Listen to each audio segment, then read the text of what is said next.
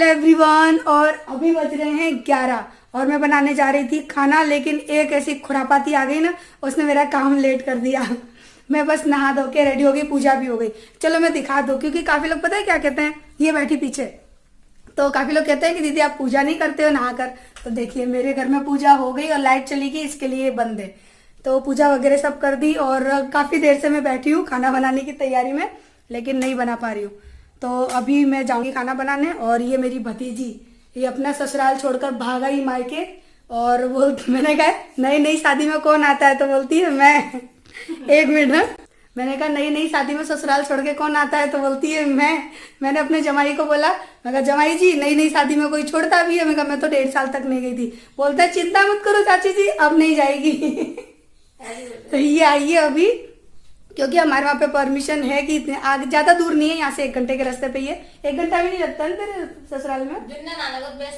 एक घंटा। हाँ, तो वैसे अगर जाए कोई, यानी 1 घंटा तो मान ही लो। तो इसको लेकर आ गए, क्योंकि अभी नई नई शादी हुई है तो ज़्यादा दिन नहीं छोड़ सकते ना। और किचन में दूध गर्म हो रहा है। आज सुबह ना मैं दूध गर्म करना भूल गई थी। और अभी ये पनीर की सब्जी बनाऊंगी ये। और ये कुछ फ्रूट लेकर आए हैं, मैंगो लेकर आए हैं। तो चलिए मैं फटाफट से पहले खाना बनाना स्टार्ट करती हूँ, क्योंकि लेट हो गई, 11 बज चुके। और आरू मोलू को आप पूछते हो तो वो लोग चले गए अपने ताई के घर पे। तो चलिए पहले मैं खाना बनाना स्टार्ट करूँ, उसके बाद आप लोगों से इत्मीनान से बैठ के बात करूँगी। तो यहाँ मेरा खाना बनाना स्टार्ट हो गया, यानी जो भी बेसिक तैयारियाँ होती हैं ना शुरुआत की, वो सभी स्टार्ट हो गई हैं। तो मैं अभी पनीर की सब्ज़ी बना रही थी, तो प्याज को चॉप कर लूँगी, मोटा मोटा चॉप करूँगी, क्योंकि मुझे इन सारी चीज़ों को फिर अभी फ्राई करना है। और प्याज काटते काटते ना, मैं जो मेरी भतीजी है ना, उससे उसके हस्बैंड से बात कर रही थी, यानी अपने जमाई से बात कर रही थी। उन्होंने स्पीकर चालू कर रखा था और मैं उनसे बातें कर रही थी, मस्ती कर रही थी उनसे। क्योंकि मैं भले सासू माँ बन चुकी हूँ, लेकिन वो क्या है कि मेरी उम्र तो सास वाली है नहीं, तो मैं उनसे मजाक मस्ती करती रहती हूँ, थोड़ी बहुत मजाक मस्ती कर लेती हूँ उनसे मैं। तो बस इसी तरह से बातें भी चलती जा रही थी, और मैंने कहा कि तुम यहीं बैठ जाओ किचन में मेरे पास, और मैं अपना काम भी कर लूँ, क्योंकि अगर बातें करने बैठ जाऊँगी तो फिर मेरा काम लेट हो जाएगा, और बच्चे छोटे हैं, उनको भूख लगने लगती है। तो यहीं पर हंसी मजाक आप चल रहे हो, कितनी हंसी मजाक चल रही है। मैं बेवजह, मुझे हंसी बहुत आती है जब कुछ मजाक चलती है, तो मैं हंसती बहुत ज़्यादा हूँ। और बस यहाँ पर मेरा काम भी होता जा रहा है, और मज़े आ रहे थे बात करने में, क्योंकि सास बनने का जो एक्सपीरियंस है ना, नया नया कुछ अलग होता है। तो बस यहाँ पर ना अब मैंने थोड़ा सा सरसों का तेल डाला है। आप चाहें तो इस जगह पर घी भी डाल सकते हैं, घी डालेंगे तो और ज़्यादा टेस्ट अच्छा आएगा। लेकिन मैं बात करते करते ना मैंने सरसों का तेल डाल दिया, और वो भी काफ़ी सारा डाल दिया था, क्योंकि भूल गई थी मैं बात करते करते। फिर है ना यहाँ पर जो मैंने 3 टमाटर काटे थे, मैंने ये 2 थे और एक मैंने बाद में डाल दिया था। 3 टमाटर डाले बड़े बड़े काट के, और 1 मुट्ठी के करीबन काजू, और कुछ खड़े मसाले जैसे लौंग, इलायची और सिनेमन स्टिक, एक स्टार, ये सारी चीज़ें मैंने डाल दी यहाँ पे।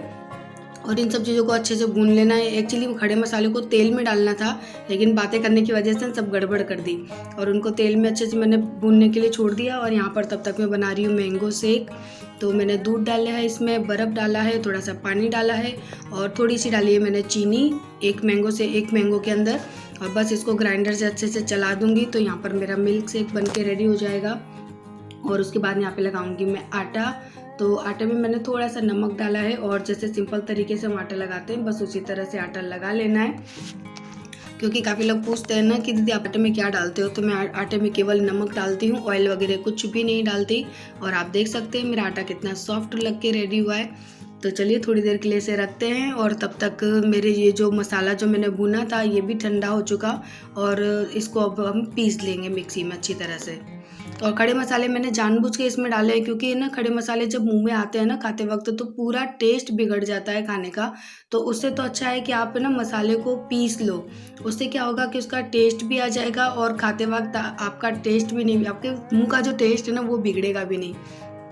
क्योंकि अगर काली मिर्च दांतों के नीचे आ गई तो ये समझिए कि पूरा खाने का जो मज़ा है ना वो किरकिरा हो जाता है। तो यहाँ पर अब मैंने डाला है बटर थोड़ा सा, और बटर डाल के बस उसको अच्छे से मेल्ट कर लेना है। और थोड़ा सा जीरा डाल दिया, आप चाहें तो जीरा ना डालें, स्किप भी कर सकते हैं।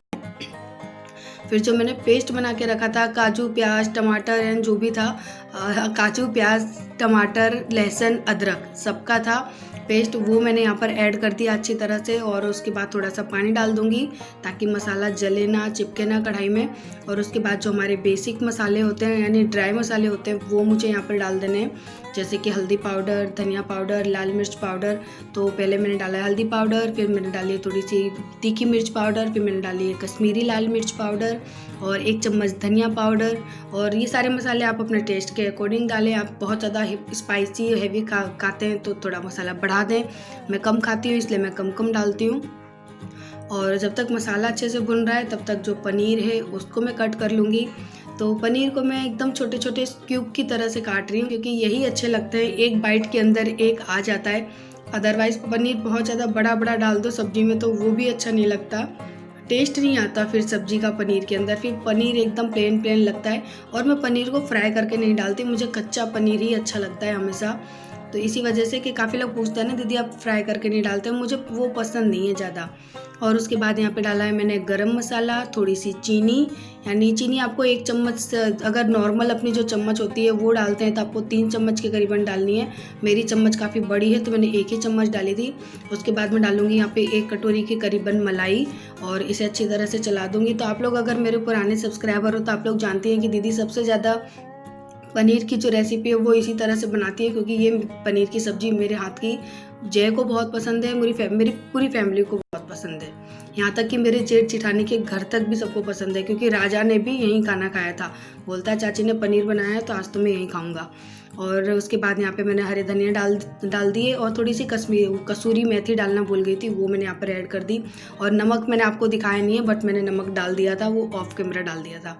तो बस सब्जी तो बन के रेडी हो चुकी है और यहाँ पे मैं दिखा रही हूँ मोलू की शैतानी, किस तरह से मैंगो खाया जा रहा है। काफ़ी अच्छा लग रहा है। आरू भी खा रहे थे, फिर आरू को मैंने डांट लगाया, मैंने कहा आप थोड़ी ना बच्चा हो, मैंने कहा आप ऐसे खा रहे हो। और ये अभी 3:30 पौने 4 का टाइम होगा आई थिंक।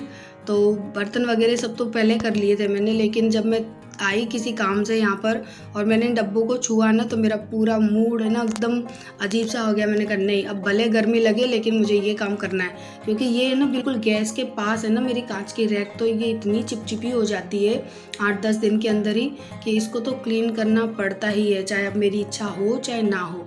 अगर आप सफाई पसंद इंसान हो यानी आपको क्लीनिंग पसंद है तो फिर आप मेरी तरह करोगे।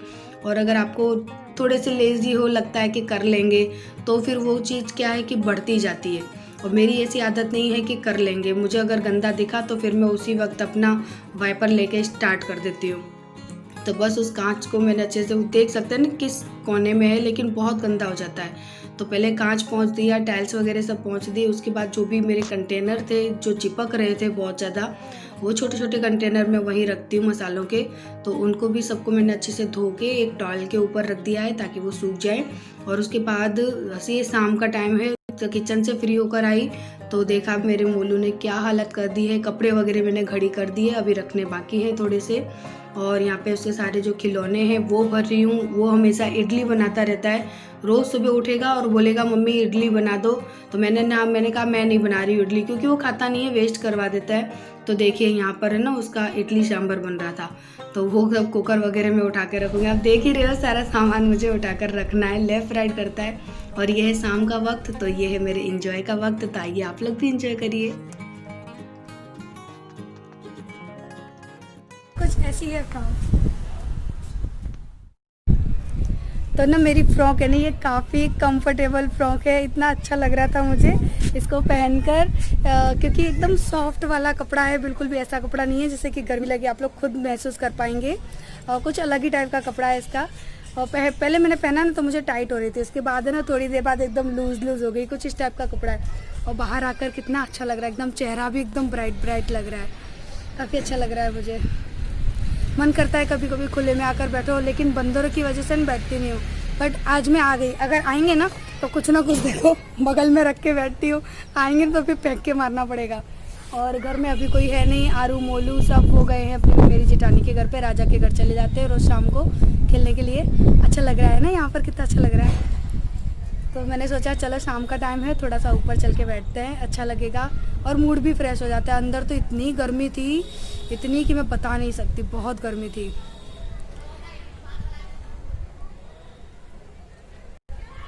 पता नहीं बच्चे हैं कौन है। हाँ, काफ़ी अच्छा लग रहा है ऊपर।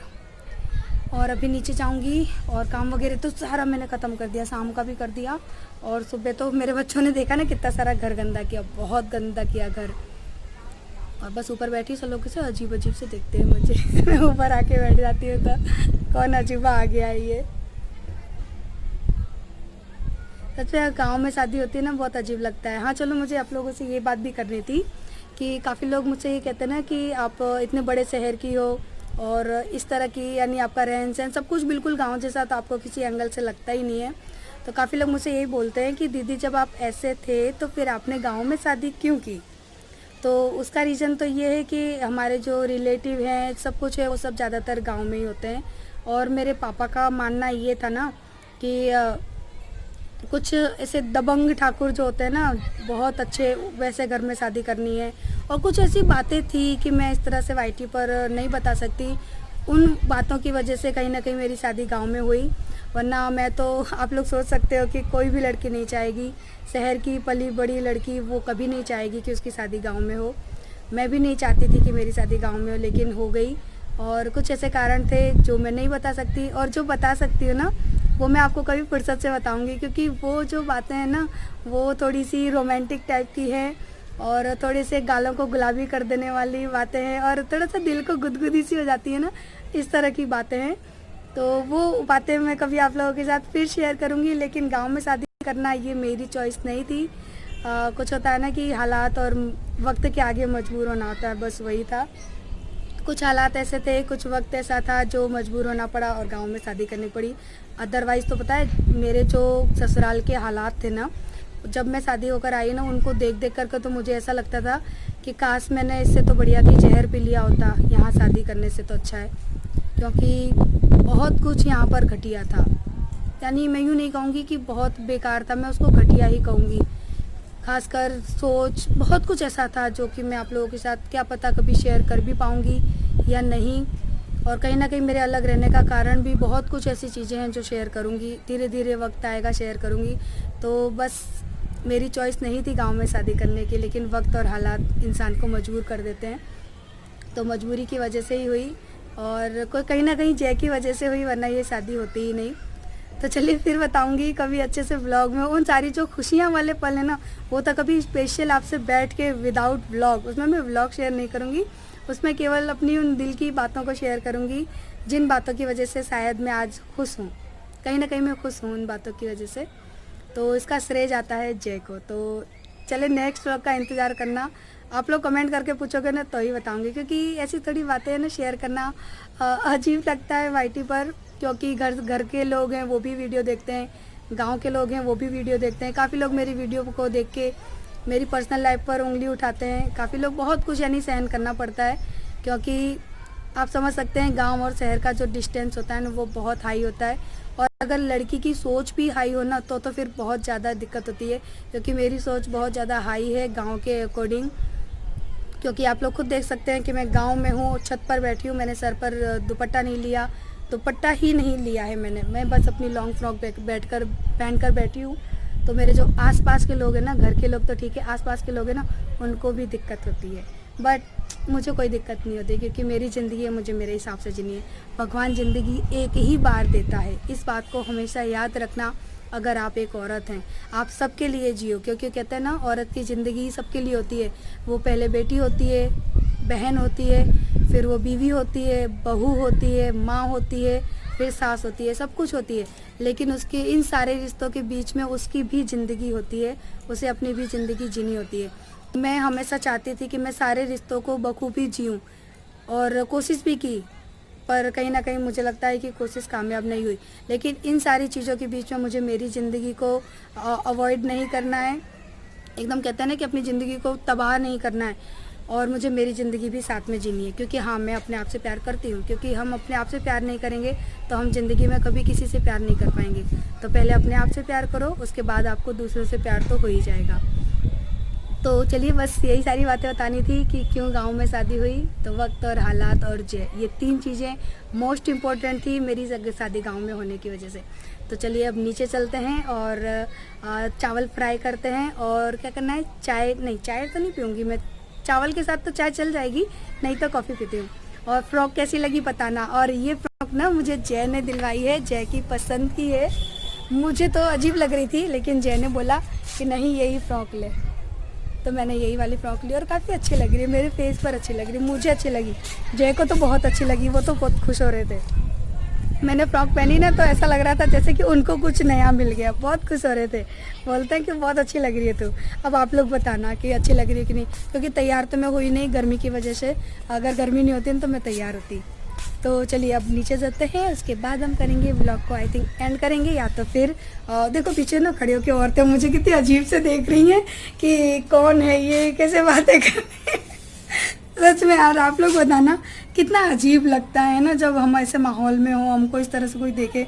मैं इसी वजह से छत पे नहीं आती कि मैं कभी छत पे आती ना तो आसपास की औरतें ना छत पे यूँ खड़ी हो जाती है ऐसे करके, ऐसे घूंघट में से ना ऐसे ऐसे करके ना घूंघट में से यूँ दिखती है, ऐसे ऐसे करके देखती है।